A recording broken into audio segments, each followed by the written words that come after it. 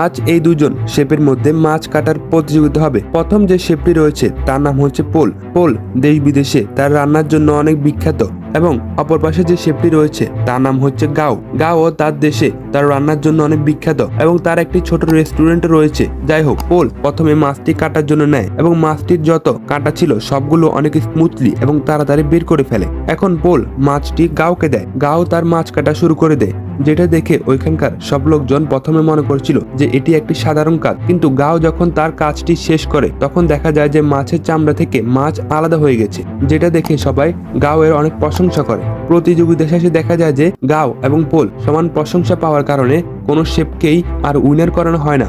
এখন ওই প্রতিযোগিতায় একটি চেয়ারম্যান ছিল, সে বলছিল যে কিছুদিন পর একটি ইন্টারন্যাশনাল কুকিং কম্পিটিশন হবে, তোমরা চাইলে ওইখানে অংশগ্রহণ করতে পারো। এই কথা শুনে পোল এবং গাও নিজেদেরকে বেস্ট শেফ প্রমাণ করার জন্য রেডি হয়ে যায়। পার্ট 2 দেখতে হলে অবশ্যই